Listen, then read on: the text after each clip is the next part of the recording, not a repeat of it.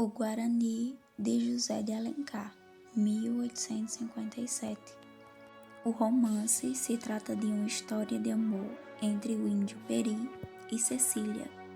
José de Alencar intitula as 4 partes do livro como Os Aventureiros, Peri, Os Aimorés e Catástrofe. Época em que os reinos de Portugal e Espanha ainda disputavam terras no novo continente, em 1604.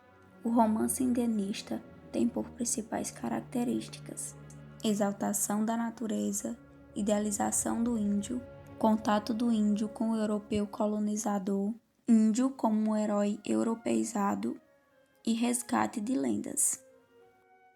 Personagens: protagonista: Peri, herói da história, índio corajoso e chefe da nação Goitacá, grupo indígena brasileiro. Tem um profundo amor por Cecília, moça na qual tenta defender a qualquer custo.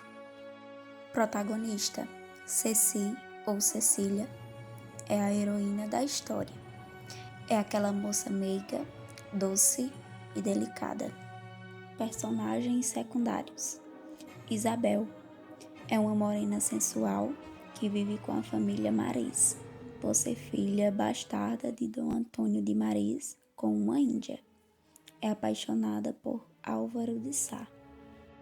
Dom Diogo, irmão de Cecília e meio-irmão de Isabel. Dom Antônio de Mariz é o pai de Cecília, de Dom Diogo e de Isabel.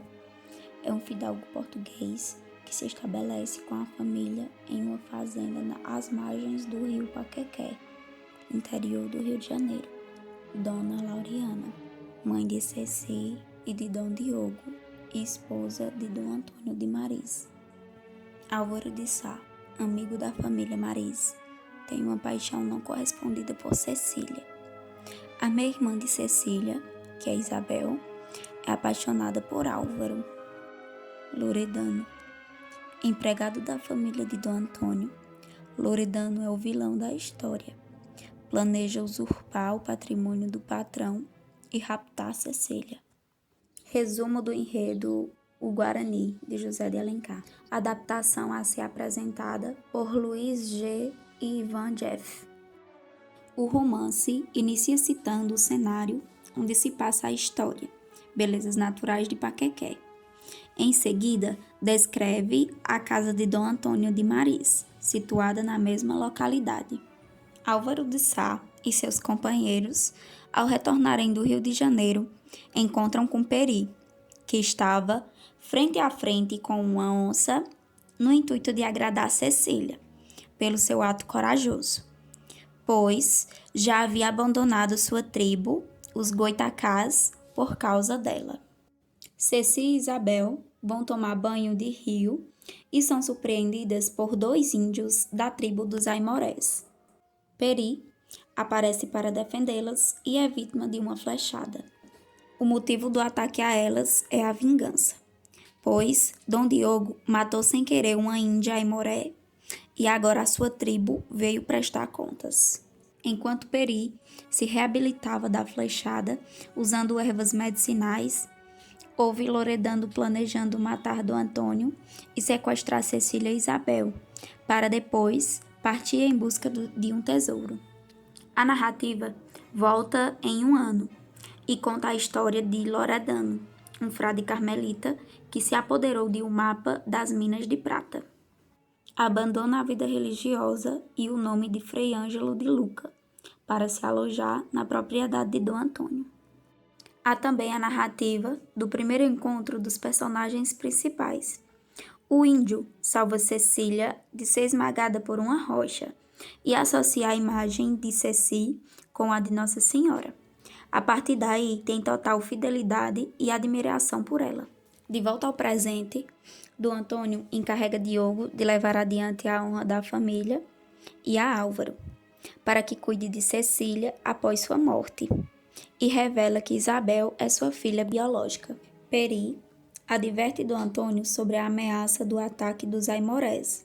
Enquanto isso, Cecília procura aproximar Álvaro e Isabel, que nutrem admiração pelo outro. Loredano entra no quarto de Cecília e tenta raptá-la, porém tem sua mão transpassada por uma flecha por Peri. Enquanto isso, a fazenda é atacada pelos índios. Peri se infiltra junto aos aimorés, se envenena e se deixa levar como prisioneiro. Enquanto Loredano planeja sequestrar Cecília, seus comparsas, após saberem de seu interesse, decidem matá-lo. Peri é resgatado por Álvaro e revela que havia se envenenado e se fez de vencido para que os inimigos, ao comerem sua carne, ingerissem também o veneno. Após o resgate, ingere o antídoto e se livra do efeito do veneno. Álvaro, ao resgatar Peri, leva uma flechada e é entregue a Isabel. A moça, ao imaginar que ele estivesse morto, ingere veneno para acabar com a própria vida, mas antes dá um último beijo no seu amado e acaba com suas vidas. Dom Antônio encarrega Peri de levar Cecília para o Rio de Janeiro, para a casa de sua tia, e ser criada longe dos conflitos dos indígenas. Enquanto os dois fogem em uma canoa, Peri assiste à destruição da fazenda pelos índios e à morte de seus habitantes, e avisa a Cecília quando ela acorda. Uma enchente na Paraíba faz com que os dois se abriguem no topo de uma palmeira. Quando a alga os alcança, Peri evoca a lenda de Tamandaré. Não se sabe se os dois chegaram no Rio de Janeiro, se ficaram juntos ou se morreram.